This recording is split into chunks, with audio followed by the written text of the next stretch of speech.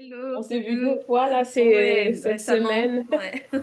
Ouais. Bienvenue à tous. Alors, on est accueillis par Diane et Gaël dans leur super boutique Ivoire et Belle. On les remercie encore. Euh, on aime bien faire ça. C'est la deuxième fois qu'on fait ça. On pourrait y prendre goût. On est ravis. Quand on a proposé de se rencontrer avec Chantal, on avait des idées en tête. On voulait que ça se passe bien dans un bel endroit, en petit comité, pour parler business, secteur de la beauté.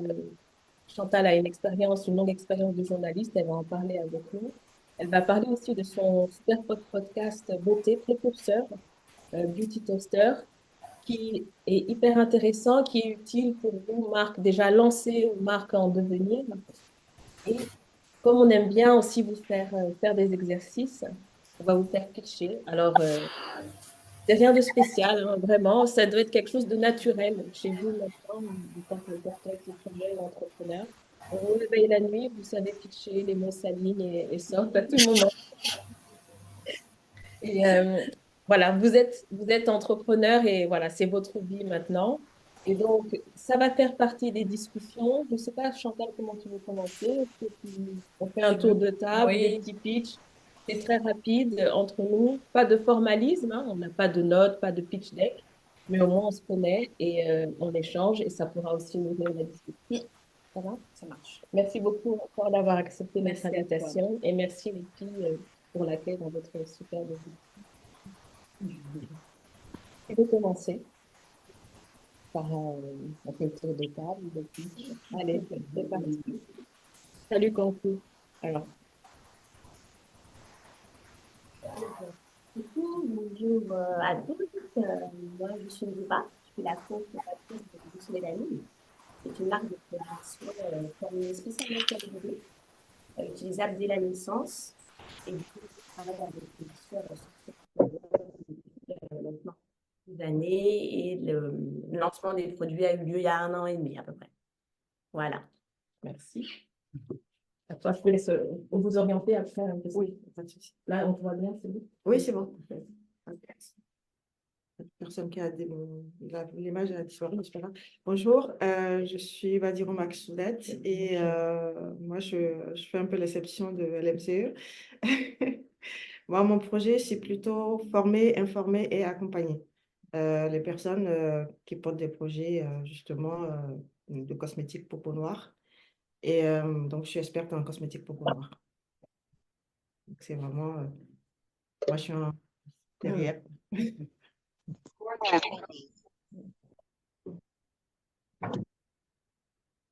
Moi, je suis stagiaire. Je m'apporte de projet. Ouais, d'accord. Bonjour, Diane, une fondatrice de la boutique Ivoire et Belle. On essaie de proposer une vision de la beauté holistique, aussi bien sur des produits cosmétiques naturels, mais également des aspects bien-être.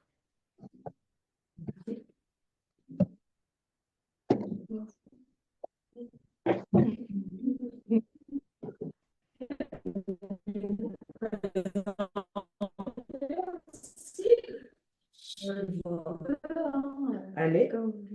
Bonjour, à la Maison de la Cosmétique, en tant que bénévole, et puis j'apporte mon aide sur les missions, communication, marketing, un petit peu événementiel.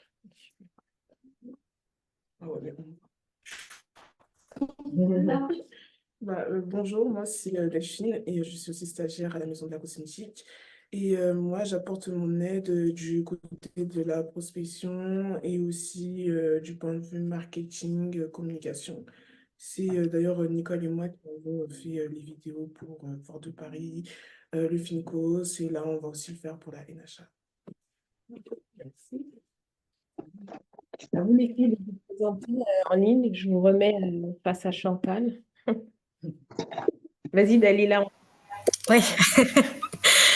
Bonjour, je suis Dalila Kessler et je suis la fondatrice de Île au Trésor, qui est une marque de cosmétiques solide et rechargeable pour les cheveux crépus à boucler, inspirés des îles. Donc, je travaille sur cette marque depuis plus de 2 ans avec mon conjoint et on va réaliser un pré-lancement à la NHA cette fin de semaine. Donc, voilà. Parfait, bravo. Cankou. Merci. Est-ce que tu veux prendre la parole? Tu nous entends?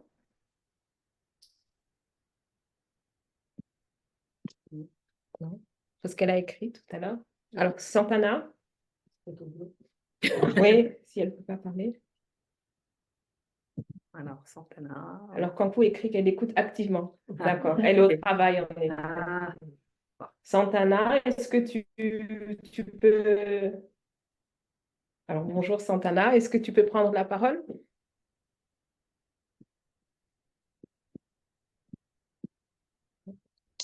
voilà, faut Non. mettre le micro.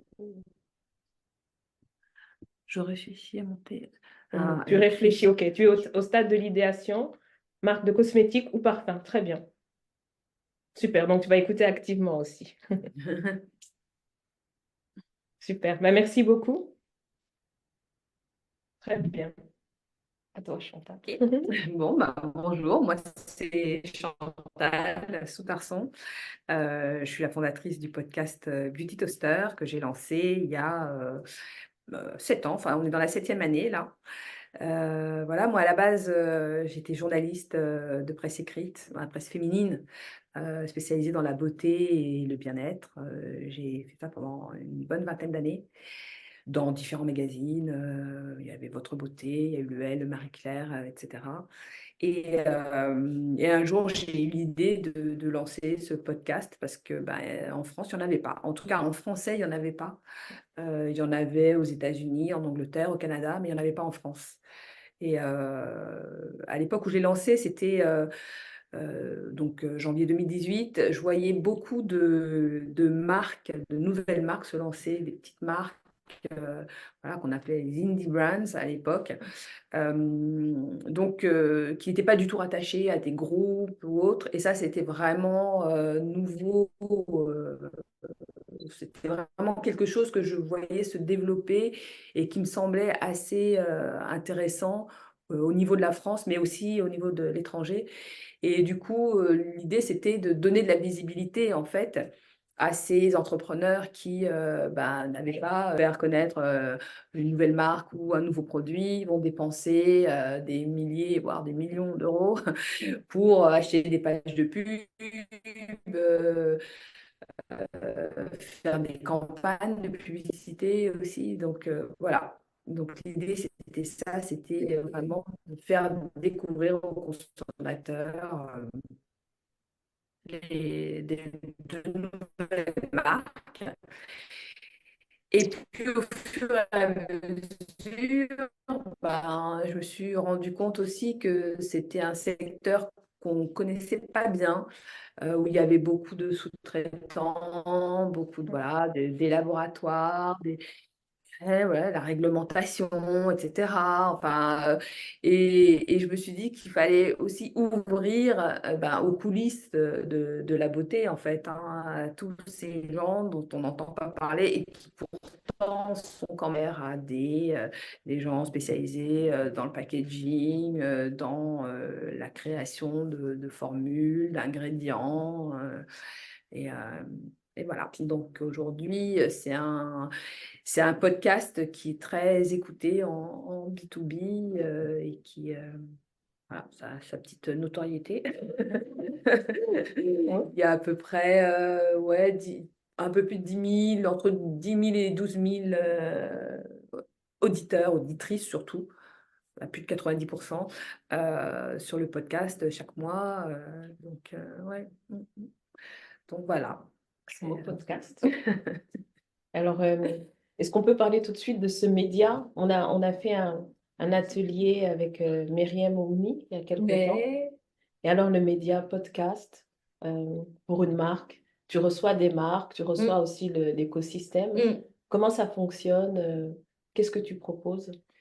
Alors, moi, ce que je propose pour les marques vraiment qui débutent, l'idée, c'est de les faire connaître, en fait, hein. Donc, c'est vraiment voir avec eux ou avec elles, la genèse de leur projet, comment elles se débrouillent pour approcher, je ne sais pas moi, un spécialiste du packaging ou de la formulation, etc. Comment elles se font aider, est-ce qu'elles sont dans un incubateur ou pas. Enfin, voilà, l'idée, c'est vraiment de voir un peu comment elles mettent en avant, comment elles développent leur projet, quoi.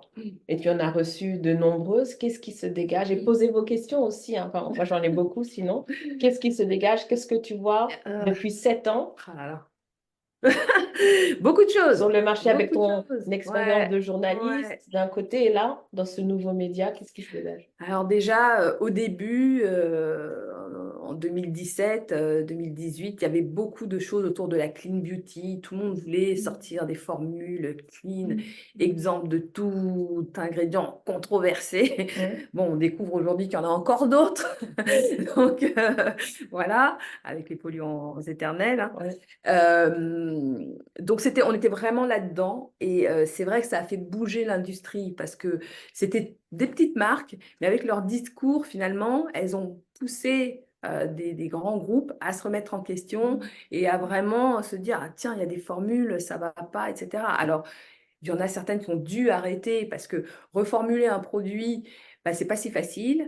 Ça demande beaucoup d'argent des fois et puis on n'arrive pas toujours au résultat qu'on veut. Donc, eh bien, certains ont abandonné certaines franchises, en ont créé d'autres. Enfin, ça a vraiment impulsé un mouvement. Et puis, il y a eu ça, mais il y a eu en parallèle aussi l'explosion des applis qui ont aussi fait que le consommateur voulait quelque chose qui soit sain. Donc voilà, les indie brands et les applis, en fait, ont fait vraiment avancer la formulation dans un sens plutôt, comment dire, ouais, un sens souhaitable, quoi, dans le sens de l'histoire, à savoir effectivement arrêter d'utiliser certains ingrédients, aller vers des formules plus saines, entre guillemets. Voilà. Il y a des chiffres qui disent que le consommateur pense que le monde va mal et qu'il faut mieux consommer et que sa consommation, elle doit être plus responsable. Tu l'as vu, toi, avec les marques que tu as reçues, ce mouvement cosmétique éco-responsable? Oui, oui, oui, bien sûr. Après, tout dépend de où on met le curseur. Il y en a pour qui l'éco-responsabilité, c'est effectivement une formule vraiment la plus clean possible. Il y en a d'autres qui vont dire, ah ouais, mais il y a aussi le packaging, donc je vais aller plutôt vers des formules, du verre ou des choses comme ça. Il y en a d'autres qui vont qui vont te dire, ah bah tiens, si je veux être plus éco-responsable, il faut que j'agisse sur mon empreinte, donc je vais aller vers du refill, Oui, le rechargeable. Voilà, c'est vraiment, c'est super large, quoi, en fait, hein.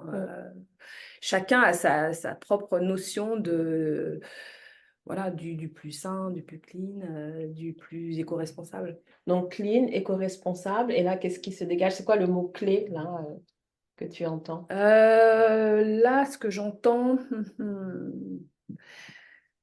disons qu'on est arrivé au bout d'un truc, j'ai l'impression. Tu vois, j'ai vraiment l'impression que là, bon, le clean, c'est établi, c'est vraiment la base maintenant. Voilà, qu'est-ce qu'on apporte de plus, quoi? Et justement, parce qu'on dit de chaque marque, elle doit se différencier. Quel est ton why, ta motivation, ta mission? Tu veux dire que c'est plus dur maintenant, alors? Ouais, ouais, quand même. Si, je vois. Le marché, en tout cas en France, commence à être saturé, quoi. Et c'est vrai que si tu n'arrives pas avec une offre vraiment différenciée, et il ne s'agit pas juste de dire moi je fais mieux que l'autre, ou ça, c'est. Les gens ne veulent pas l'entendre. Enfin, c'est vraiment, il faut arriver avec une idée forte et dire voilà ce que je propose. Et donc, ouais, c'est plus compliqué. Alors, quelles sont vos réactions? Alors, j'entendais des murmures. Allez-y, hein, prenez la parole et vous aussi, les filles en ligne. Je suis d'accord avec toi. On a l'impression que tout le monde a finalement le même discours à la bouche et on a du mal à se différencier finalement. Donc, c'est de plus en plus difficile. Et aussi, le fait, je trouve que quand un client, bon, par exemple, les clients qui achètent énormément dans une seule et même marque, ils ont du mal en fait à acheter d'autres produits d'une marque différente. La plupart du temps, ils restent vraiment fidèles Oui. à l'entreprise dans laquelle ils achètent leurs produits cosmétiques, leurs produits de maquillage. Et ils ne changent pas forcément. Donc, c'est aussi compliqué d'avoir des nouveaux clients, ou du moins d'attirer des clients. Alors, le client, il papillonne pas, il va pas voir des nouveautés, dénicher des nouvelles. Chez les afros, beaucoup. C'est-à-dire, Ça commence à se- les marques afro, c'est-à-dire Non, pas les marques, les clients. les clients, la Ouais. clientèle afro. Vas-y, oui. Papillonne encore beaucoup. Elle est volatile, ouais. Elle est très évolutive et ce qui se passe aussi, et c'est ce que je remarque, c'est pour ça que je parlais d'information, c'est que pour l'instant, on n'arrive pas à se dire, cette marque-là, c'est une marque pour la peau noire. Cette marque, c'est pour la peau noire. Et je dis tout le temps, les produits, on peut les utiliser les uns ou les autres, mais ça ne répondra pas forcément aux besoins de la peau noire. Et c'est ce que j'arrête pas de dire. Mais ça fait que finalement, nous, les afros, on a tendance à vouloir beaucoup tester jusqu'à ce qu'on trouve ce qui répond un minimum à ce dont on a besoin. Mais c'est normal en tant que Mm. consommateur. Alors, Je suis tout à fait d'accord, c'est normal. Mais moi, mon but, c'est aussi quelque part de donner de la visibilité aux marques afro. Et les marques afro-honneur, c'est vraiment, le but, c'est de vous dire, OK, si une marque pour la peau caucasienne vous dit qu'il a mis du beurre de karité, il va vous en mettre des faces. Si une marque afro vous dit qu'il a mis du beurre de karité, il va vous en mettre une certaine quantité qui va mieux agir sur votre peau. Et il y a un certain nombre de choses, voilà, je vais pas partir sur tout ça, qui vont faire que ces produits-là vont mieux répondre à vos besoins, autre que les autres produits qui vont faire le job sans forcément répondre aux besoins. ok. Donc c'est tout un mindset à changer en fait. Ok. sur ce point. Tu l'as perçu, ça aussi, tu l'as vu. Qu'est-ce que tu en penses là de cette réflexion? Alors, sur le marché afro, de toute façon, les consommatrices, elles ont toujours été très, très consommatrices. C'est ça. Et je pense que l'offre se multiplie depuis plusieurs années, donc ça donne encore plus envie d'aller tester à droite, à gauche. Après, je pense qu'elles sont aussi peut-être, elles sont curieuses, mais elles sont aussi expertes quelque part. Je pense qu'elles ont une meilleure idée de ce qui peut fonctionner pour elles ou pas. C'est pas trop cette impression-là. Ouais, c'est vrai. Elle continue encore et je peux dire par rapport quand vendredi, j'ai je sais pas combien de personnes oui, qui m'ont dit oui, tout ce que vous nous avez dit, mais on ne sait pas. Et ça, j'ai exactement le même retour. J'ai pas Il y a encore beaucoup de choses à apprendre. Il y a encore énormément de choses. Mais vraiment, c'est des retours que j'ai. À chaque fois que je fais des conférences, ça revient chaque fois. La dernière fois, il y en a une qui m'a dit il faut écrire un bouquin. D'accord.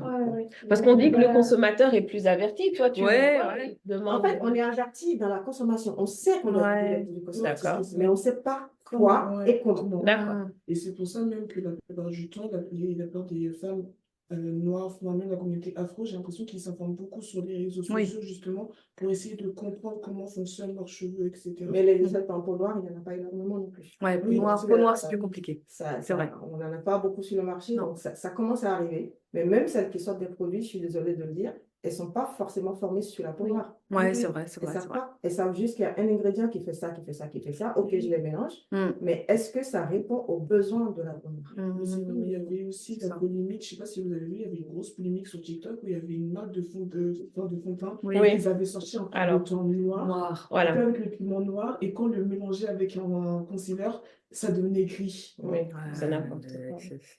Donc, il y en a, j'ai l'impression aussi qu'ils essaient d'être inclusifs ou d'inclure Ah oui, les ça, noirs, alors là. Mais sans tenir compte c'est ça. réellement des besoins. Et c'est ce que je dis chaque fois, les produits vont faire leur job. Ça, il n'y a rien à dire. Ils vont Mais hydrater. les besoins, ils ne vont pas forcément y répondre.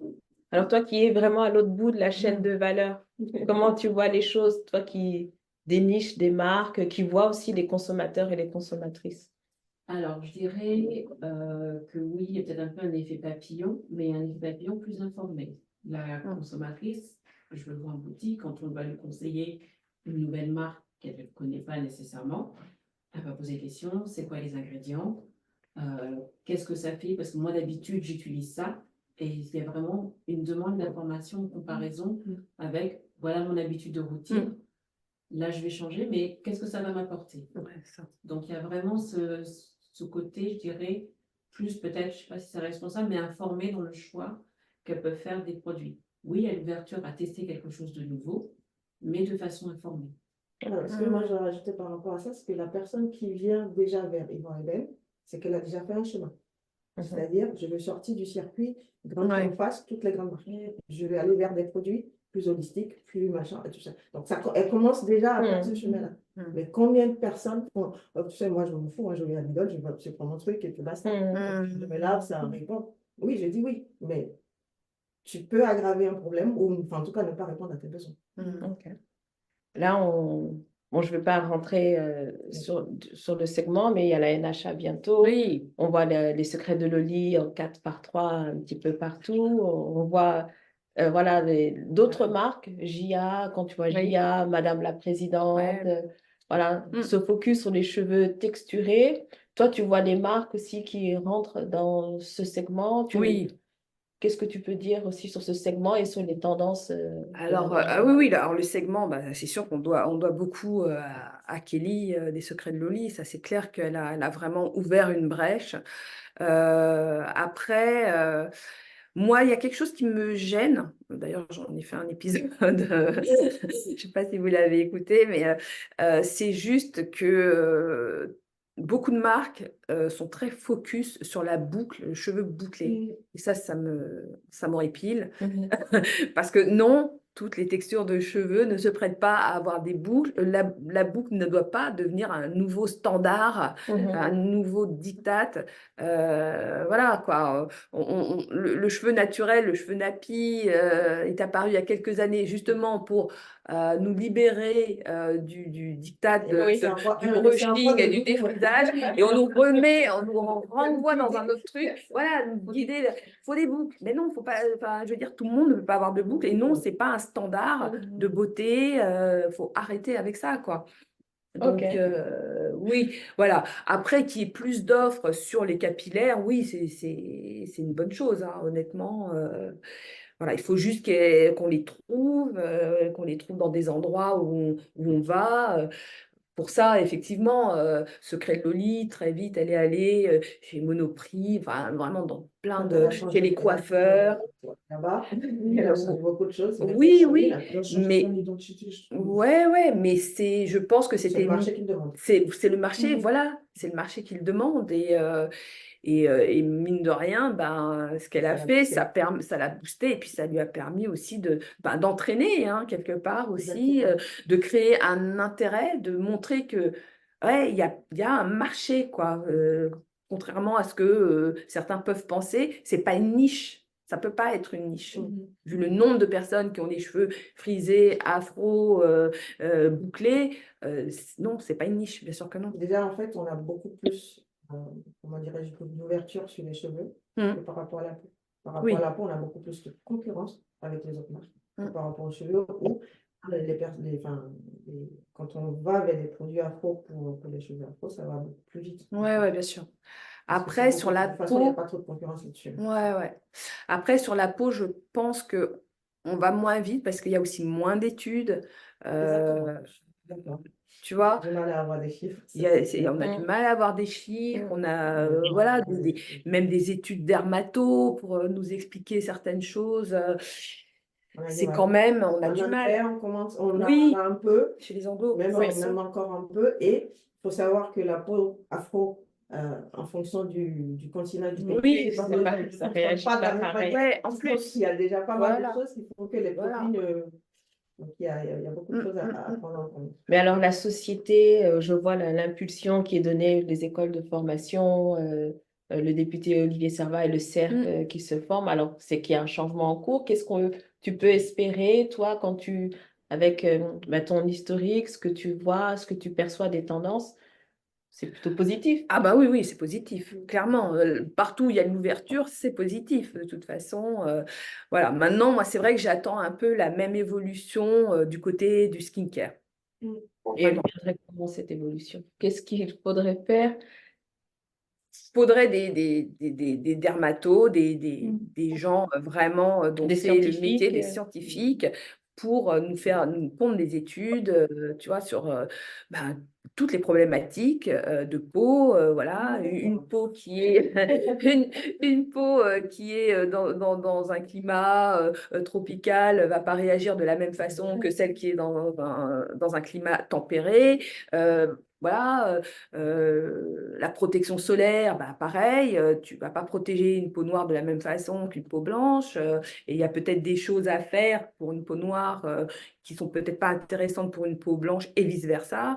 Voilà, la problématique des taches, etc. Enfin, tout ça, c'est vraiment des choses qui sont pas tellement adressées, quoi. Et on manque de chiffres là-dessus et bah, beaucoup de choses là-dessus. c'est beaucoup d'études, quoi. Il manque des C'est études. déjà commencé à vraiment avoir des personnes qui sont formées là-dessus. Oui, voilà, aussi. Et ça, il n'y en a pas beaucoup. C'est un vrai sujet parce que sur les réseaux, je trouve qu'il y a un vrai danger aujourd'hui. Exactement. Avec Il y a les beaucoup de faux influenceuses experts.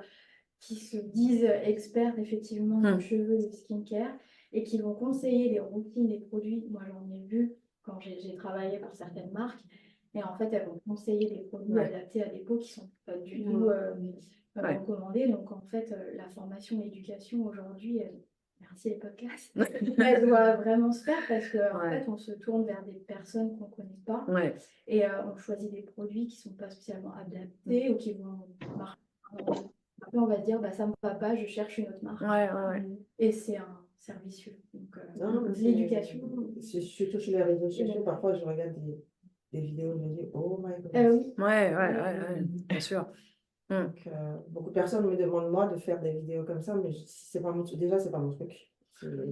C'est vraiment pas mon truc. Mais c'est vrai, il y a quoi à faire, quoi. Les livres, c'est de plus en plus lu aussi. Les personnes, ils attendent en fait de vrais conseils d'experts, de dermatologues. Pourquoi on n'écrirait pas un livre blanc, une étude? Il doit être après promu par... Il y a Fitoussi qui a écrit un bouquin, il y a Cadici Ils sont anciens plutôt, c'est livres. Ils sont très anciens. Il faudrait les remettre à jour. Il y a pas longtemps, il y a tellement de choses qui sont dépassées. Ben, c'est ça, voilà. Et aussi, en fait, je suis pas d'accord avec beaucoup de choses qu'elle a dit aussi. Bon, elle a dit pas mal, elle a donné pas mal d'informations, mais il y a quand même beaucoup de choses. Ça s'est passé, ça s'est passé. Donc, il y a beaucoup de choses à revoir. Effectivement, oui, pourquoi pas, mais c'est un vrai projet. C'est un vrai sujet. C'est un sujet. On a parlé de plusieurs segments. Alors, toi, Nioba, tu t'intéresses aux enfants. Oui, c'est ça. Alors, vas-y, est-ce que tu peux, voilà, pourquoi et développer un petit peu et voilà, ta motivation et pourquoi ce segment en particulier? Pourquoi? On est parti de nos enfants à nous qui avaient des problèmes de peau.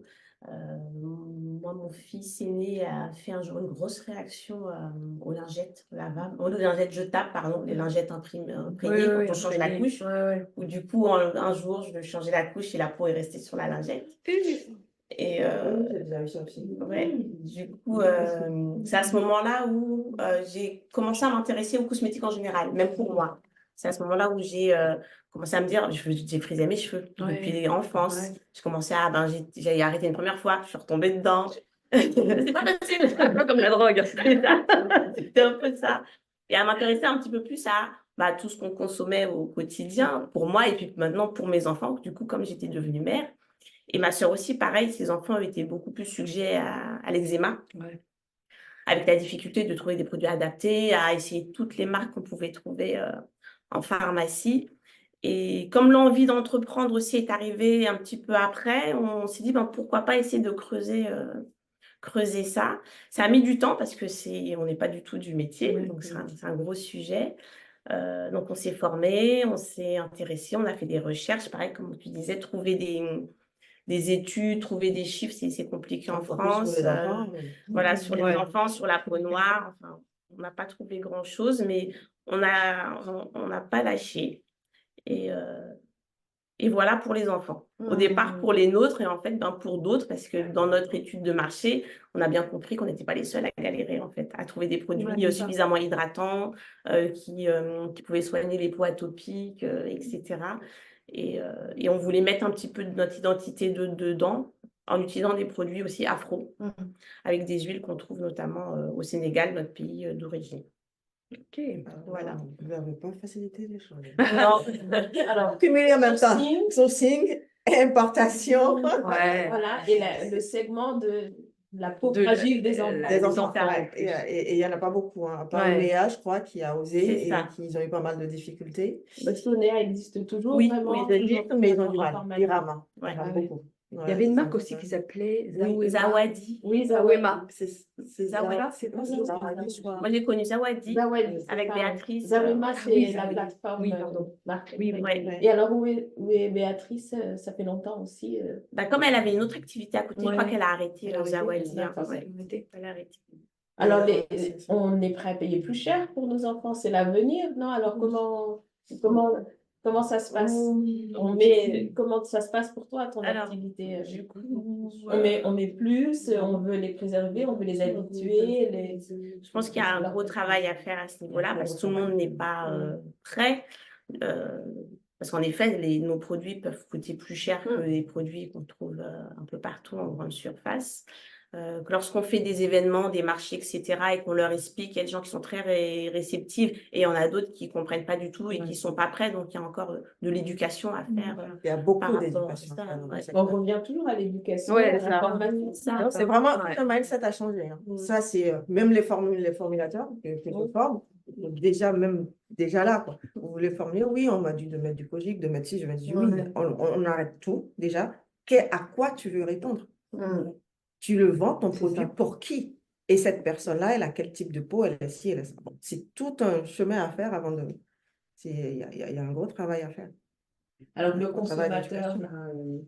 il est prêt, mais il n'investit pas. Enfin, on est devant une contradiction. Il faut qu'on les amène vers nos produits. Il faut qu'on leur fasse communiquer. comprendre. Ouais. Alors, revenons. Toi, tu es une communicante. Oui, il faut Le marché est communiquer. saturé. On doit montrer son unicité, sa différenciation. Comment tu vois les choses? Est-ce que tu as des bons exemples à nous donner et des exemples, malheureusement, dont tu t'es dit, ah, ça va pas. Bah, oui, non, mais je le vois régulièrement. Hein. Moi, je vois même des gens que j'ai interviewés il y a 4-5 ans qui mettent la clé sous la porte. Et vraiment, c'est le même constat à chaque fois. Les produits n'ont pas émergé. Il n'y a pas eu assez de communication, quoi, en fait.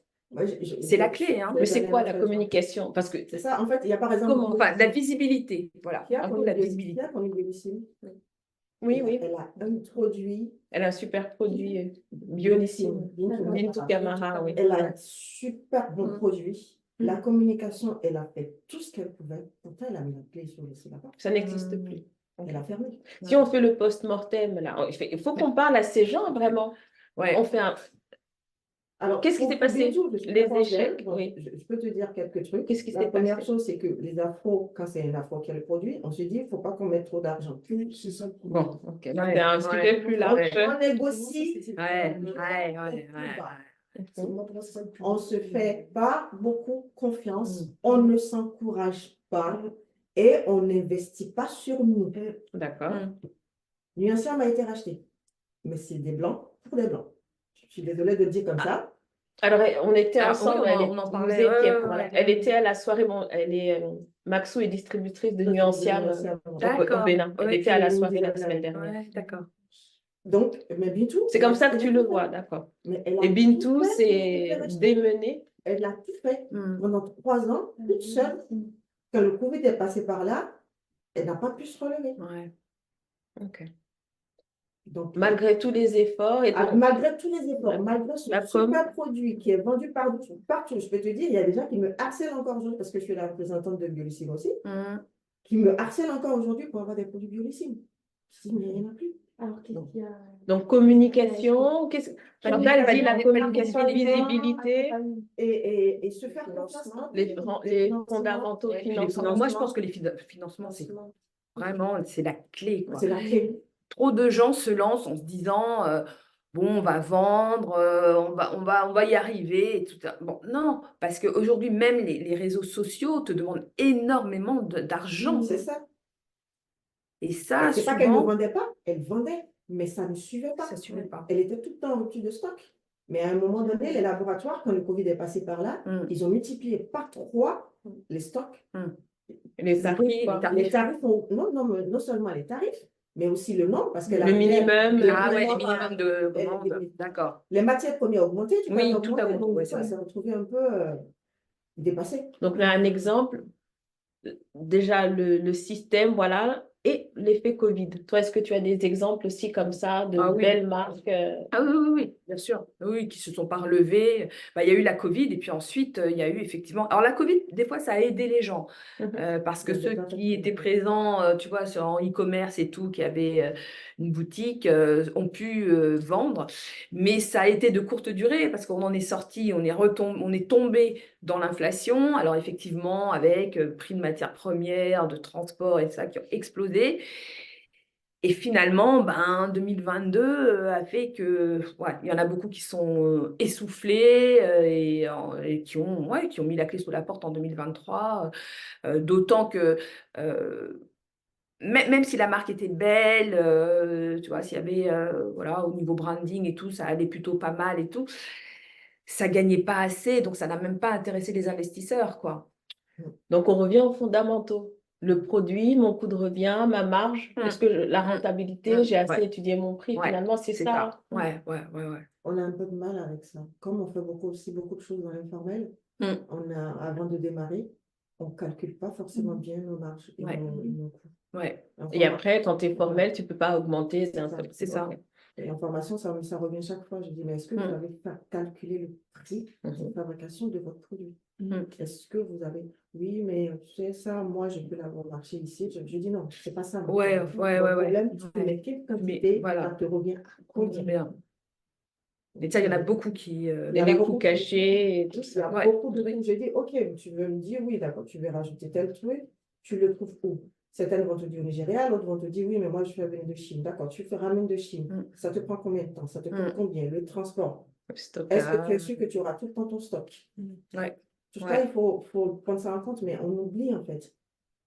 On est dans notre petite boule d'entrepreneur et on oublie beaucoup de choses alentour. Ouais, tout ce qu'il y a. C'est parce qu'ils n'ont pas été formés ou... Oui, il y a de ça. Oui, il y a beaucoup de ça. On n'est pas formé. On ne vient pas du entrepreneur. secteur où on n'est pas financier. Donc, c'est important, ça, c'est des trucs qu'on étudie pas nous en école de commerce. Ouais, oui, ça, c'est l'école de commerce. Et en fait, chacun business a son plan, métier. etc. Oui. Chacun a son métier. Ouais. Le formulateur, il n'est pas le commerçant. Ouais, c'est ça. C'est vraiment toute une chaîne. Et à chaque étape de la chaîne, chacun a son métier. Et toute cette filière-là, aujourd'hui, on a besoin d'experts afro parce que le marché afro ne se comporte pas de la même manière que le marché ni de la même manière que le marché aux États-Unis. Donc, on a vraiment besoin d'experts afro, du marché afro à chaque étape. Quand je le dis à chaque étape, c'est vraiment de l'extraction des plantes jusqu'au consommateur final. Ouais. Et alors, Diane, toi qui es, entre guillemets, commerçante, du coup, tu vois, tu es confrontée à ces réalités-là et tu as les marques qui viennent te voir. J'aimerais bien venir dans votre boutique. Et comment on fait? Très félicité. Je vous vends à combien? Quelles sont vos conditions? Oui, on est, je dirais, on a la chance d'être sollicité. D'un côté, c'est agréable. Mais c'est vrai que parfois, je dirais, on a les chiffres. Ça va pas. Ça joue pas. On a la problématique d'expliquer. Bon, oui, alors nous, certes, on a un magasin, on a du rayonnage. Quand on parle des coûts cachés, c'est un coût le rayonnage. Donc, votre produit, il va tourner, il va sortir. Qu'est-ce que vous faites, vous, pour que ça sorte? C'est des conversations qu'on doit avoir. Et c'est vrai que en tant que marque, c'est pas toujours quelque chose, je pense, qui est perçu. Parce que les gens vont se dire, c'est bon, j'ai ma marque, d'accord, je vends peut-être sur Internet, mais il me faut un autre canal de distribution, certes. Mais le canal de distribution boutique, qu'est-ce qu'il va m'apporter? Comment il fonctionne? Et là, parfois, on a des différences où c'est pas perçu. Ben oui, mais votre présence, elle a un coût pour moi. En fait. Ça prend de la place. Je vais vous commander votre produit, mais si je vous le commande et qu'il me faut 6 mois pour écouler, ça ne marche pas pour vous non plus, ça ne marche pas pour moi. Voilà.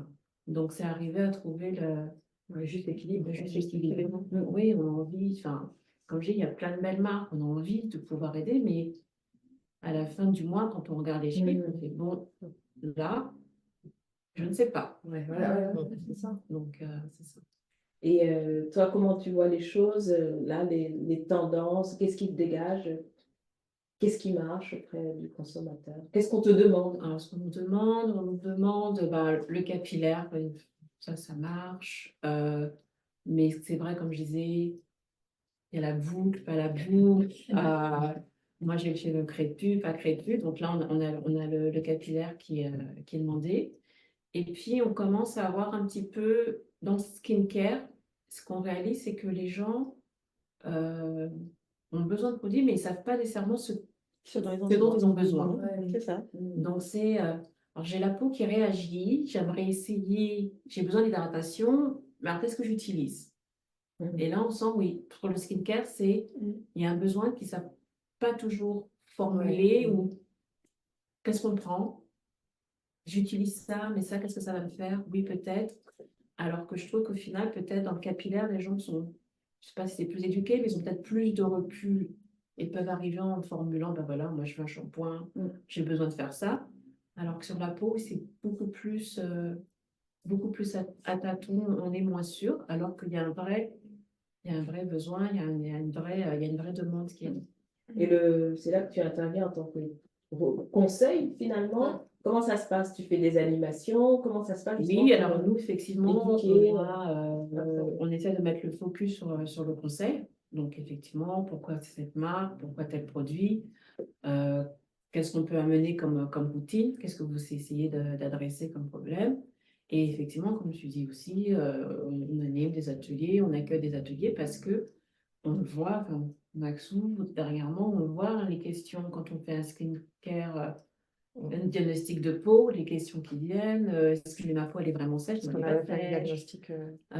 donc on voit et là on essaie d'apporter des réponses, mais je beaucoup, pense que le beaucoup de skincare, questions. il y a beaucoup de questions. Mais alors, il y a le pharmacien aussi. Est-ce que, alors, on voit le réseau de pharmacie qui est là. Alors, parce qu'on dit aux marques, allez aussi en pharmacie. Maintenant, ils deviennent un peu plus commerçants et ils cherchent des marques. Ah ouais, mais ils ne connaissent rien. Ils ne connaissent rien. C'est ça le problème. Et c'est la marque qui doit ramener son animateur. Oui, c'est la marque qui ramène son animateur. Oui, en plus. Donc, au lieu que ce soit les pharmaciens qui prennent des animateurs peau noire et du coup qui vont animer toute la marque, non, c'est chaque marque qui doit ramener son animateur. Donc, c'est un coût en plus supplémentaire pour la marque. Donc, à intégrer dans la stratégie déjà de départ. Si vous voulez aller en pharmacie. Le réseau de distribution, si je veux aller en pharma. Oui, ça, il faut vraiment y penser aussi. Ça, c'est super important de penser à quel réseau on veut s'adresser, vers qui on veut aller, quoi. Parce que même ça arrive au meilleur. Hein, certains arrivent dans un canal, puis ils disent oh non, finalement, c'est pas si bien, hop, je vais changer, et puis je rechange. Ça, c'est la mort de la marque. Hein. Je crois qu'il y a une marque, je ne sais plus si c'est une marque coréenne ou japonaise récemment, qui a quand même quelques années de bouteilles qui ferment parce que justement, ils ont fait de mauvais choix. Ils sont allés vers Sephora, après ils se sont dit ah non, Sephora, finalement, non, on va aller ailleurs. Et ils ont perdu leurs consommateurs, quoi, en fait. Parce que les gros distributeurs, eux, ils s'en foutent de votre marque, finalement. C'est ça. Hein. C'est ça, on est un parmi j'ai commencé des centaines. à représenter Biolissime et Nuanceur aussi au Bénin. J'ai fait cette erreur-là. Parce qu'en fait, j'étais représentée que dans les pharmacies. Oui. Donc, du coup, j'ai travaillé, comme je n'étais pas sur place, oui. Pas me fatiguer. Donc, je passais directement par un répartiteur qui était sur place. Mais eux, ils ne font pas de la com. Non, c'est toi qui et ils ne parlaient pas du tout des produits. Ouais. Donc, du coup, je me suis retrouvée avec une perte sèche de je ne sais pas combien de millions de francs CFA. Et à un moment donné, j'ai dit, bon, on arrête tout. Donc, j'ai rompu le contrat avec eux et j'ai repris en main la distribution. Moi-même. Ah ouais. Et là, ça n'a rien à voir. Ouais, c'est ça. Ça n'a strictement rien à voir. Donc, et en plus, je me suis développée vers d'autres boutiques.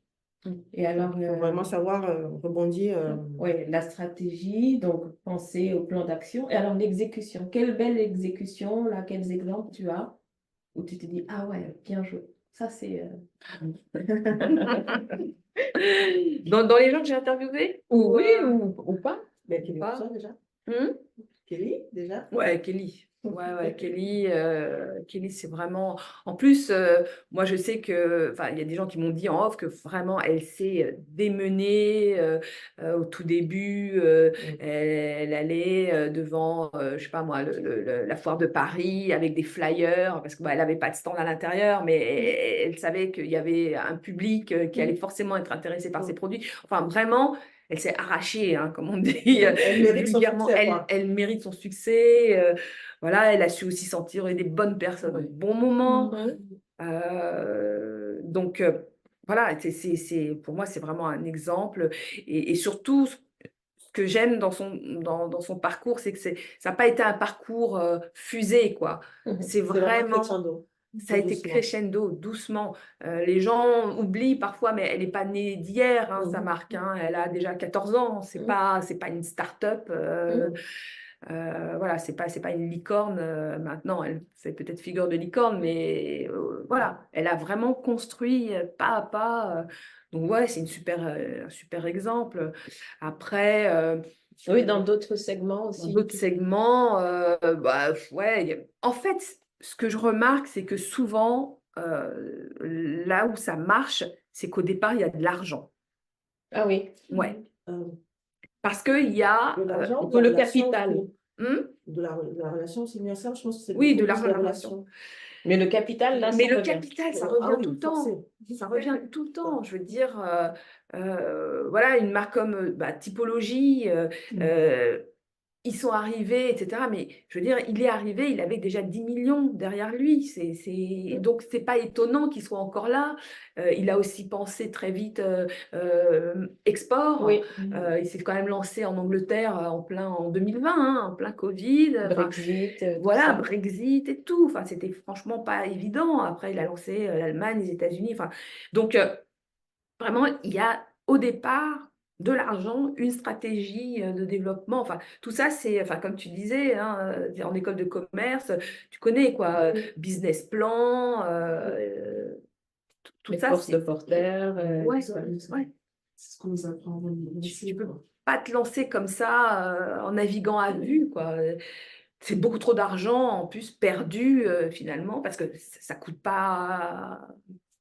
Alors, tu nous as parlé d'un exemple avec peu de capital. Bon, Kelly, elle dit qu'elle a démarré avec 1000 ou quelques milliers d'euros. Et de l'autre côté, dans le 12e, là, et de l'autre côté, tu parles de Typologie, 10 millions. Qu'est-ce qu'on a entre les deux? On a entre les deux plusieurs années, c'est-à-dire que quand Kelly s'est lancée, effectivement, il y avait moins de personnes enfin, il y avait moins de marques sur le marché aussi, hein, tu vois. Opportunité. Voilà, il y avait plus d'opportunités. Elle a créé une opportunité aussi. Typologie, lui, quand il s'est lancé, je pense qu'il a vu aussi qu'il y avait des opportunités. Mais encore une fois, il y avait beaucoup moins de marques qui se lançaient il y a 5-6 ans, quoi. C'était quand même encore un peu un marché émergent, quoi. Aujourd'hui, il y a beaucoup plus de monde il y a beaucoup plus de monde. Donc, comment sortir de là? Comment faire une croissance? Et ça demande beaucoup plus de fonds, beaucoup plus de stratégie. Il y a 6 ans, voilà, tu pouvais sur Instagram lancer ta marque et presque émerger comme ça. Là, c'est plus possible. Là, on nous demande des posts sponsorisés, l'algorithme change tout le temps, on ne sait plus comment faire. Voilà, on ne sait plus comment faire et en même temps, on comprend que si on veut émerger sur les réseaux, il va falloir injecter énormément de... C'est des dizaines de milliers d'euros, voilà, centaines même. Je ne veux pas te donner de chiffres parce qu'on nous pose toujours la question, c'est 50 000 euros. L'autre jour, on m'a dit, moi, j'ai mis 70K et je n'ai pas fini, j'ai cramé beaucoup d'argent. Mais tu es obligé, c'est test and learn et c'est beaucoup de temps et d'argent à mettre, c'est vrai, oui. Hors réseau alors, si on revient à la presse écrite, parce que tu étais déjà intervenue il y a quelques temps, le secteur, bon, nous on entend toujours, jusqu'à l'année dernière, je crois qu'il y a une de nos marques qui est venue nous dire, j'ai payé 3 500 € pour un encart, où sont les retombées? Voilà, alors la presse écrite, qu'est-ce que tu peux en dire? Comment tu vois les choses? Moi, ce que je vois sur la presse écrite, c'est déjà, votre consommatrice, c'est qui? Enfin, est-ce qu'elle lit C'est la ça, presse? l'histoire du jour. Et c'est ça, c'est la première question qu'il faut se poser. Parce que je sais hein, que les magazines, les services pubs appellent sans arrêt, vous proposent des trucs. Ouais, mais vous n'allez pas toucher vos consommatrices. La presse, aujourd'hui, elle n'est plus aussi lue qu'avant. Enfin, aujourd'hui, ceux et celles qui lisent la presse, c'est plutôt des gens qui sont en B2B, quoi, dans le professionnel. Ça leur permet de faire une veille. Voilà, ce sont des distributeurs, ce sont voilà, des retailers. Enfin, c'est pas les consommatrices. Bon. Ce ne sont pas les consommatrices. Non, c'est vrai. C'est vrai. Donc, si on vous dit, voilà, on vous propose une page, un encart, un je sais pas quoi, à 2000, 3000 balles, ben, réfléchissez bien, hein, parce que c'est, voilà, si vos consommatrices sont pas là, qu'est-ce que vous enfin, qu'est-ce que vous voulez en apparaissant dans ce magazine? Est-ce que vous voulez taper dans l'œil de la responsable achat du bon marché? Est-ce que vous... Enfin, c'est ça qu'il faut se poser comme question. Qu'est-ce que cette page de pub ou ce visuel va engendrer derrière? Si c'est juste pour remplir la partie on parle de nous Voilà, sur le site, c'est ça. Ça fait un gros investissement. Ça fait cher. Hein. Oui, mais ça peut être un objectif. Hein. Ça peut être un objectif. Par rapport à une stratégie. Oui. Après, c'est.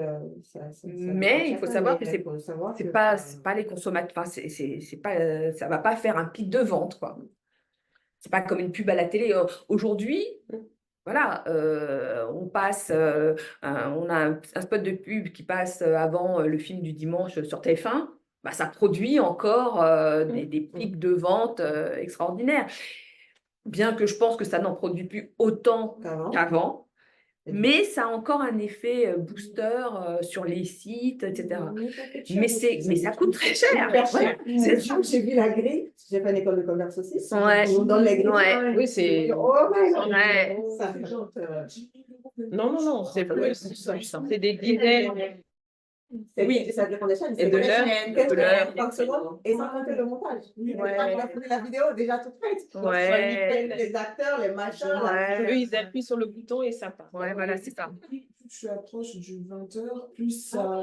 C'est cher. Ça dépend des émissions. Bien sûr, bien sûr. Et si tu as un événement sportif, je sais pas moi, un match de foot ou autre, bah, ça explose encore. La fête des mères avec les parfums, les Voilà. Ah oui, mais alors, nos marques là, qui sont lancées sur le digital, elles font bien de rester sur le digital, moyennant oui, plus bien sûr. d'investissement. Ouais, elles font bien. Et après, il faut picorer un petit peu en fonction de sa stratégie sur les autres médias. Faut quand même, voilà, faut quand même pas négliger le physique. Oui, parce que ça aussi, pour la découvrabilité, c'est super important. Voilà, je pense que c'est compliqué aujourd'hui, encore pour une consommatrice, quelle qu'elle soit, de se dire, tiens, je vais acheter, j'ai vu sur le site, machin, je vais acheter. C'est encore compliqué. Je pense que c'est encore compliqué. Il y a encore beaucoup de femmes qui veulent tester, qui veulent avoir des points de vente physiques. Et je pense qu'on ne peut pas être que sur le digital. Tu vois, même, on en parlait typologie, là, est rentrée au printemps. Bon, il y a un moment, il faut... Et la galerie aussi qui accueille de plus en plus de marques. Oui, ils ont leur petit corner aussi. Ils ont commencé à faire des événements. J'y étais et franchement, c'était super intéressant. J'ai découvert pas mal de marques que je ne connaissais absolument pas. Et ils nous ont donné des échantillons. Voilà, les fameux échantillons, ça marche toujours. Donc, des échantillons. Il y en a un que je suis en train de tester et franchement, j'ai pas mal aimé. Je pense que c'est une marque que je pourrais conseiller. Oui, c'est rigolo. Oui, tout à fait. C'est vrai. Alors, le cadre n'est pas favorable. Malgré tout, on tient bon ou les marques doivent tenir bon? Ben, on tient bon, c'est toujours une affaire d'argent. Hein. On revient toujours au même truc. C'est horrible, mais c'est ça. Ben oui, on tient bon. Enfin, tu vois, moi, ces 15 derniers jours, j'ai 2 personnes qui m'ont appelé en me disant écoute, je vais fermer ou je veux vendre. Bon, bah. Quand tu as tenu 4-5 ans et que tu vois que malgré tout, tu n'arrives pas à te verser un salaire. Ça aussi, il faut y penser. Hein. Tu ne te verses pas de salaire ou tu t'en verses un tous les 4 matins. Tu as peut-être un projet d'enfant. tu as aussi peut-être, je sais pas moi, des enfants qui sont un peu plus grands, mais qui vont entrer à la fac, ce qui veut dire que, ou dans une école, ce qui veut dire que tu vas avoir encore plus de frais. Voilà, même si tu as un autre salaire qui entre dans le ménage, malgré tout, tu peux pas faire ça éternellement, quoi.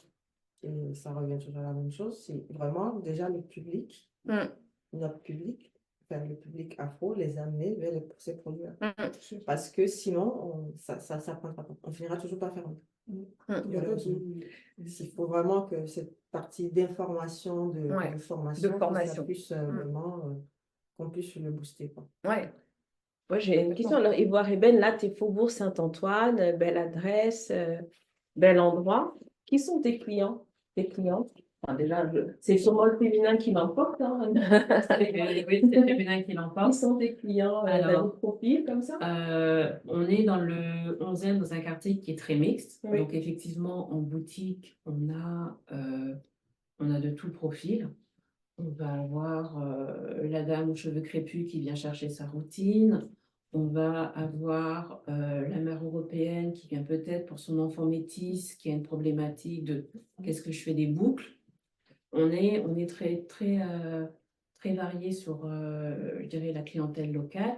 Et c'est vrai que quand on regarde peut-être nos réseaux, on s'adresse plus à une audience peut-être plus diaspora, afro-descendante, parce qu'on se dit, on propose des produits qui sont faits pour vous et voilà l'adresse où il faut que vous sachiez que vous pouvez venir trouver vos produits.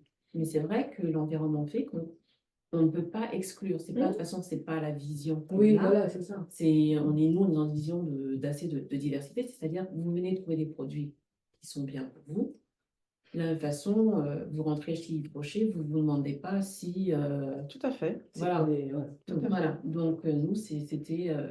c'est un petit peu et nos produits oui. répondent bien aux besoins, par exemple, aux Caucasiens qui ont la peau très très sèche. J'ai une personne au Fensco qui m'a dit ça, moi j'ai la peau très sèche, je trouve mon bonheur que dans les produits pour peau noire. Tu peux plus que le Exactement. Exactement. Faire découvrir des produits qui sont peut-être pas familiers, mais qui vont très bien marcher pour eux, tout à fait. Si je reviens sur le média podcast, on a parlé de plein de sujets. On parle de notre communication qui doit se faire sur divers canaux. Par exemple, on essaye le live shopping. On veut pousser les marques à faire du live shopping. On veut pousser les marques et les entrepreneurs à prendre plus la parole ou de la manière qu'elles veulent, mais qu'on les entende. Le média podcast peut servir à ça. On parle de personal branding aussi sur LinkedIn.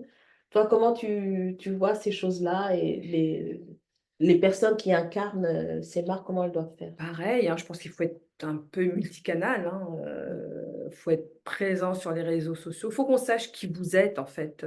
Je crois que c'est ça aussi qui a apporté, qui a fait que comment dire, les indie brands ont émergé, c'est-à-dire qu'il y a beaucoup de gens qui ont incarné leur marque.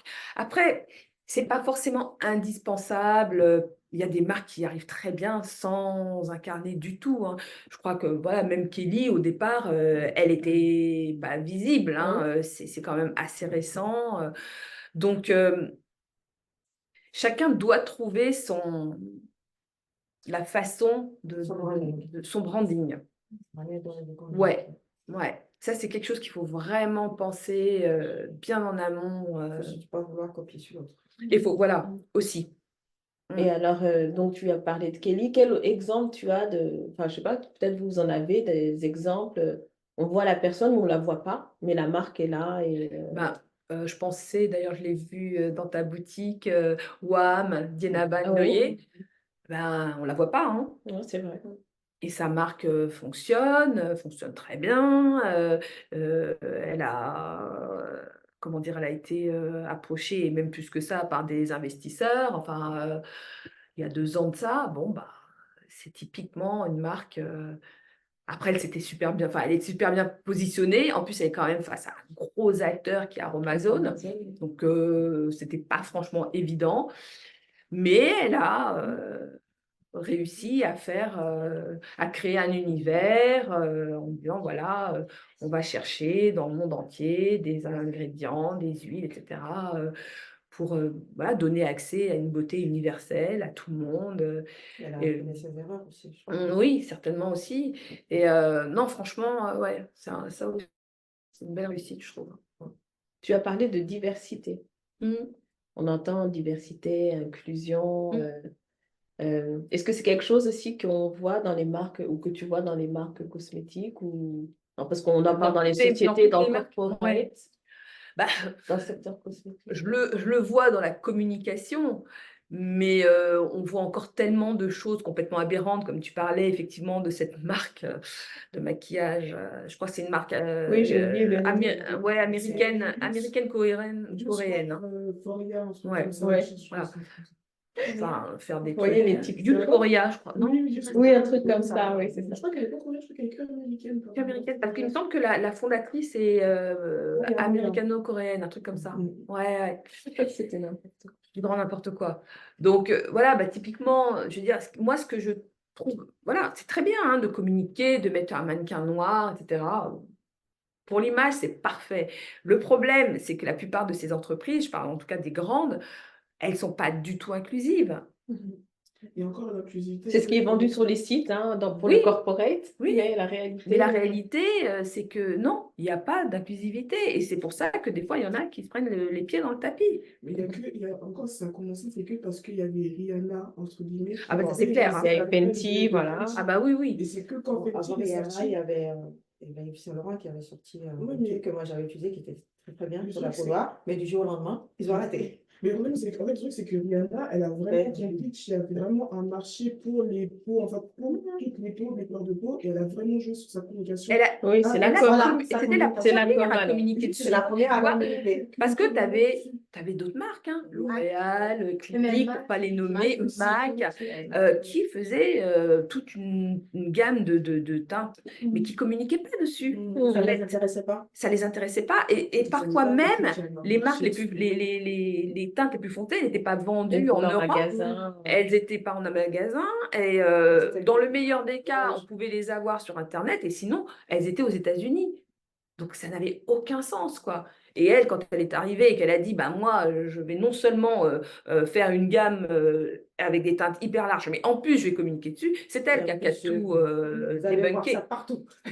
C'est elle qui a tout débunké. Ouais, mais c'est justement pour ça que maintenant, on a des marques comme Yousoria qui essayent de faire. Ouais, non, n'importe quoi. À la limite, tu te dis, mais c'est pas possible. Elle a cherché un moyen de faire du buzz, mais oui, c'est tellement peut-être. Moi, je peux pas imaginer que qu'ils aient pu. Quelqu'un qui a validé ça. Quelqu'un qui valide. Encore, quand on dit quelqu'un, c'est plusieurs personnes en général. Tu vois, même si tu es blanc, on a aussi le cas, par exemple, du déodorant qui est sorti avec des produits qui donnaient des kystes et qu'on a dû et pourtant, le toxicologue est passé par là, le formulateur est passé par là, tout le monde est passé par là, le DIP est sorti, le produit est sorti. Mais finalement, en fait, ils ont eu plusieurs huiles comédoniennes dans la même formule. Ouais, c'est ça. Ouais, c'est ça. Oui, tu as raison. Donc, la formule, elle est belle, hein? Il n'y a pas de toxicité, il y a rien. C'est seulement que la peau, elle dit non, ça ne marche pas. C'est ça. Donc, même ces plus grands font du n'importe quoi. Bon, raison de plus pour nous, pour assurer. Ouais, tout à fait. Il faut savoir se faire entourer, se former, on en parlait encore récemment. Si, il y a une marque aussi que j'aime beaucoup, Koba Skincare. Donc, Koba, vachement bien. Et la fille, alors elle, Thérèse, elle a une espèce de ligne conductrice. Je la vois d'année en année faire évoluer sa marque. Là, elle a fait un pop-up, je crois, à New York. Elle était basée en Angleterre et puis son mari a été muté. Elle est allée habiter à New York, mais moi, elle débrouille super bien. Elle n'est pas sortie pour le coup sur le skincare visage. Elle est allée direct sur les extrémités, les mains, les pieds. Je pense que ça me dit Oui. Et non, je trouve ça pas mal. Et en plus, elle a... Ça va vite. Oui. Bon, alors, Oui. la France, leader mondial de la cosmétique, réglementation Oui, ça c'est top, sûr. Ouais, ça, mais c'est sûr. finalement, c'est pas ici que ça bouge beaucoup ou qu'il y a Donc, des justement, la efforts. réglementation met des Voilà. garde-fous. Voilà. Oui, C'est ça. C'est Ça met ça. beaucoup de pour garde-fous. aller, Donc, voilà, on pour peut aller pas sur faire les autres n'importe quoi. marchés. Ouais. Ça, on est Et on d'accord, a c'est de très bien. plus en plus, même des marques françaises qui Mm. vont fabriquer en Asie, Oui. qui font le dip ici, ils font tout ici, ils envoient en Asie pour la fabrication. Mm. On en a de plus en Mais plus. pour aller chercher le marché là-bas, ou ça revient pour Ça être revient, ça vendu? revient en France. Ok, Oui, pour être d'accord. vendu en France. Pour être vendu en France. Est-ce que l'avenir des marques, c'est l'export aussi, le Made in France? Est-ce que ça aide? Ça fait... Je ne sais pas si ça aide. En tout cas, pour lancer une marque aujourd'hui, moi, je pense que pour aller chercher de la croissance, ouais, il faut passer par l'export quand Oui. même. Ça Oui. me paraît compliqué de rester sur le marché franco-français ou européen. C'est pas suffisant. Enfin, il y a trop de monde, en fait. Et il y en a de plus en plus. Après, moi, j'ai vu des études, apparemment, en France, on est exporteur, surtout au niveau de l'Asie et au niveau des États-Unis. C'est là où on exporte le plus nos produits cosmétiques. Oui. Ouais, ça m'étonne Mais pas. tu vois, même les États-Unis, New York, c'est pas la Floride, qui n'est pas la Californie, tu vois, c'est des pays différents Oui, oui, presque. oui, Donc, oui. C'est vrai. effectivement, là, il faut faire attention. Alors, j'ai vu qu'il y avait des commentaires. N'hésitez pas à poser vos questions. Dalila est partie, mais elle a mis un commentaire. Malheureusement, je dois y aller. Super atelier. Chantal, je connais Beauty Toaster depuis plus d'1 an et ça m'a énormément aidé dans mon idéation et parcours. Donc, merci.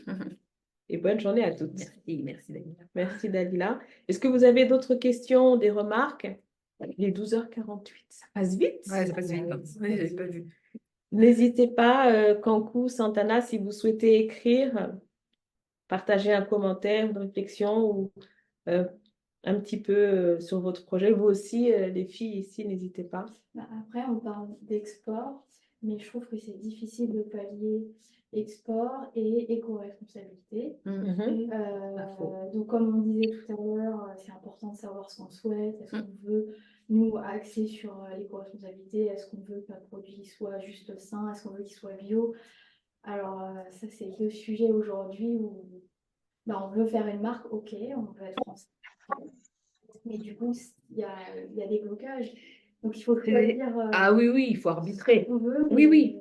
C'est-à-dire qu'effectivement, si on veut mettre en avant l'éco-responsabilité, Voilà. etc., alors il faut se poser la question du bilan carbone quand Voilà. tu envoies tes produits Exactement. à l'autre bout de la Terre. L'objectif, de se dire marketing, il faut aussi adapter en fait sa communication et son discours pour être plus authentique. Oui, voilà. C'est ce qu'on attend aussi aujourd'hui. Il faut faire des choix, il faut surtout les assumer. Ne pas faire du greenwashing, de l'éco-washing, en disant nous on fabrique en France alors que l'huile vient de l'autre bout de la terre. Enfin voilà quoi, tu vois. Et pareil, oui, tu as le droit de vouloir exporter. Donc bon, oui, effectivement, faire du faut business. faire du business. Ouais, le bilan carbone, il va peut-être pas être super top, mais voilà, c'est des choses qu'il faut dire. Enfin, je veux dire, il ne faut pas hésiter à communiquer aussi sur ses valeurs, ce qu'on peut faire, ce qu'on ne peut pas faire, et surtout rester humble parce que je pense qu'on ne peut pas cocher toutes les cases. Ça reste du business. Hein. De toute façon, même quand on parle de bio, tout ça, c'est du business. Mais oui, pour l'argent. Les labels, Les certificateurs. Les labels, voilà, c'est ça. Forcément, les prix des produits aussi deviennent plus chers. Par exemple, les Nuanciables, ils ont choisi de ne pas avoir de label. Et pourtant, le produit sont les ingrédients. Oui, bien sûr. Après, c'est un choix, il faut savoir comment communiquer. Est-ce que Santana, tu voulais prendre la parole? Ton micro enfin, on peut t'entendre si tu souhaites prendre la parole. Sinon, je coupe le micro. Est-ce que tu veux écrire aussi? Non? Alors là, tu parlais de nuancière, je vais rebondir sur ça. Tu parlais de marque qui te disait, ou d'entrepreneur qui te disait, je veux vendre. Ça, c'est une solution intéressante. Enfin, on parlait de start-up qui disaient, moi, je vais être acheté. Là, c'est d'autres cas de figure. Je vends parce que je dois vivre, etc. Mais ça existe de plus en plus. On a des belles marques qui sont sur le marché, qui arrivent.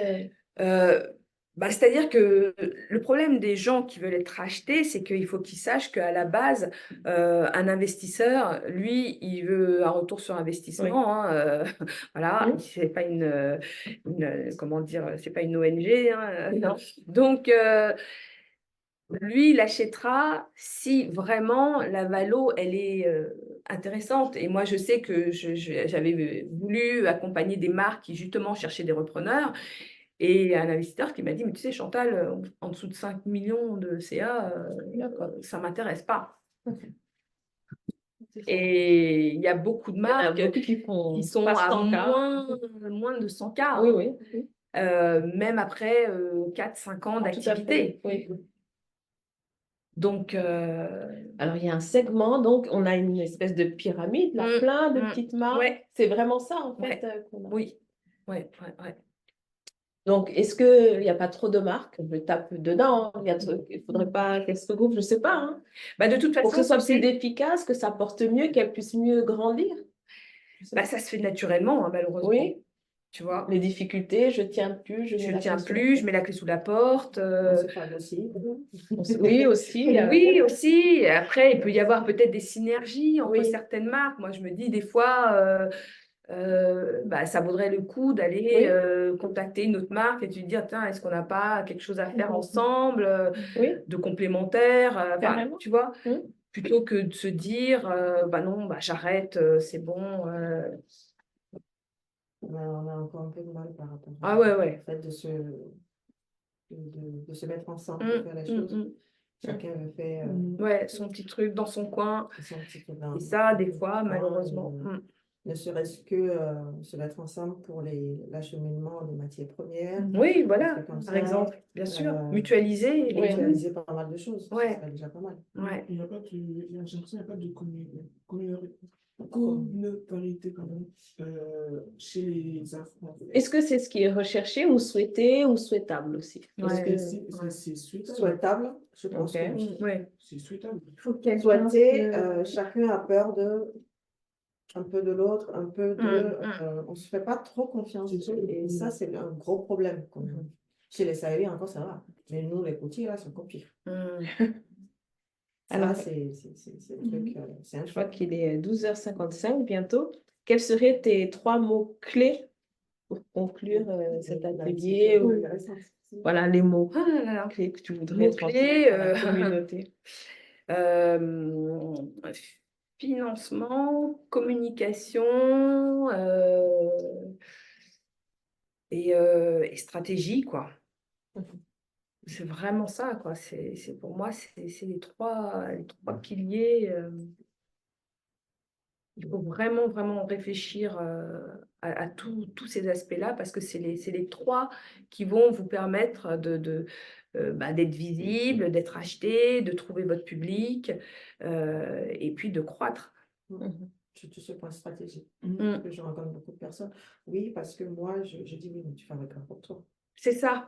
Parce Voilà. que beaucoup de marques Oui. fabriquent d'abord pour nous. Ouais. Et, Ouais. non, tu ne fabriques pas pour toi. J'avais un problème. Qu'est-ce qu'il y a sur le marché? Voilà. Tu avais un problème. Combien Ok, d'acteurs? est-ce que la solution existe déjà? Voilà. Et en général, elle existe. Oui, en général.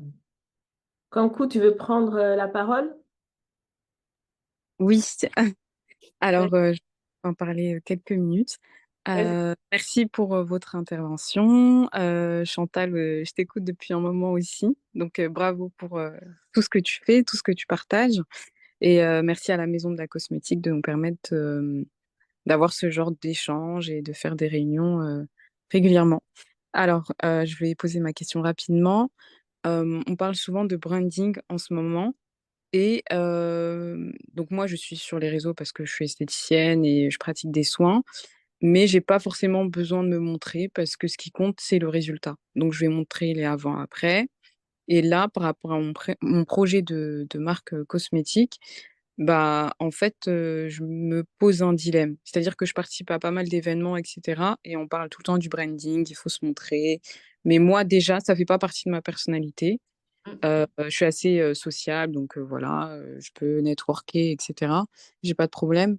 Mais je suis pas forcément du genre à me montrer. C'est-à-dire que même sur mes réseaux perso, bah, je vais partager des choses, mais je vais pas passer ma vie à prendre des selfies, etc. C'est pas moi. Donc en fait, j'ai l'impression que je vais devoir pas me trahir, mais jouer un rôle parce que c'est la tendance. Après, j'ai vu quelques posts qui parlaient de ça et où c'était expliqué que c'était pas obligé. Donc ça m'a quand même soulagée, mais je sais pas si vous comprenez ce que je veux dire. Mais j'ai Ouais, ouais. l'impression, j'entends branding et branding partout. Il faut à tout prix se montrer, montrer tout ce qu'on fait, comme si on était des pseudo-influenceurs, alors que on n'a pas forcément envie. On est limite forcé. Ouais, ouais. Je sais pas s'il y a d'autres personnes qui ont le même ressenti que moi, mais C'est mieux, en fait. Alors, en fait, le branding, c'est pas forcément se montrer. Ouais, c'est ça. Déjà, ça, il faut qu'on soit d'accord là-dessus. C'est vrai que les gens, ils ont un peu retourné le truc. Le branding, c'est que tu dois te montrer. Non. Ton branding, c'est comment tu vends. Mhm. Vends si tu veux, mais tu peux te vendre sans te montrer. Moi, je communique sur ce que je fais, mais sur moi-même, je ne communique jamais. D'accord. C'est juste ce Parce que je que ça fais. ne paraît pas pertinent. Parce que ça ne m'intéresse même pas. D'aller me mettre devant un écran pour parler de moi, non, ça ne m'intéresse absolument pas. Si j'ai un événement et qu'on me demande de faire une vidéo là-dessus, comme la dernière fois, je vais le faire, même si je n'aime pas beaucoup. Mais après, c'est les affiches. Je mets l'affiche, j'ai fait ci, j'ai fait ça, ou je dois faire ça à telle date. Point barre. Ils n'ont pas besoin de savoir qui je suis, comment je suis, combien d'enfants j'ai. Enfin, j'ai pris l'avion, je suis allée où, c'est pas le Ouais, problème. ouais, bien sûr. Moi, je me... On dit souvent que c'est compliqué, quoi. Oui, c'est En vrai que gros, c'est si tu te compliqué. montres pas, eh ben, tu vas avoir 2 fois plus de difficultés que les autres. Mais d'un autre côté, je me dis qu'il y a certaines marques qui ont quand même percé, comme on dit, sans connaître le dirigeant de la société. Des Ouais. marques, Mais ça, c'est quoi en tête. aujourd'hui, c'est plus difficile, surtout dans le monde de la mode. On a envie de voir la personne qui me demande d'acheter son produit, elle aussi, elle ne prend pas soin d'elle. Enfin, Oui, on a c'est envie ça, d'associer quelque chose. Avant, c'était plus facile peut-être. Mais aujourd'hui, avec les réseaux sociaux, ah non, mais il me dit d'acheter son habit alors que lui-même n'est pas bien habillé. Enfin, voilà, il faut quand même se montrer un minimum. On n'a pas le choix. Ou pas. On peut se faire entendre sur un On peut podcast. se faire entendre aussi. Podcast. Mais il y aura quand même une photo quelque part qui va dire Oui. c'est moi qui suis derrière. Oui, Voilà, même si on ne s'affiche pas. Oui, sur LinkedIn, par exemple. Voilà. Donc, il faut choisir son positionnement. Le branding, c'est surtout choisir son On va positionnement. faire un atelier LinkedIn dans 10 jours. Ah, je l'attends. Très utile. Je l'attends, mais c'est pas possible cet atelier. Parce que moi, je suis très LinkedIn. Enfin, j'aime beaucoup plus LinkedIn que les autres réseaux, personnellement. Ça me permet de me cacher plus facilement, on va dire ça comme ça. Donc, non, mais le branding, c'est vrai que beaucoup de personnes en parlent, mais pour moi, c'est pas spécialement s'afficher. C'est avoir son positionnement. Ouais, c'est ça. Trouver son positionnement. J'ai toujours dit, je me positionne en tant que scientifique. Je ne suis pas influenceuse, je ne suis pas youtubeuse, donc que personne ne m'y amène. Donc, ça ne m'intéresse pas. Ouais, c'est ce que je peux dire par rapport à ça. En Après, plus, je sais ça pas te si va, Chantal? Oui, oui, oui, oui. Non, mais moi, effectivement, je suis assez d'accord avec toi. Hein. Je pense qu'il ne faut pas se forcer. En plus, ça ne donnera pas forcément un résultat très heureux. Ça ne donnera pas forcément envie.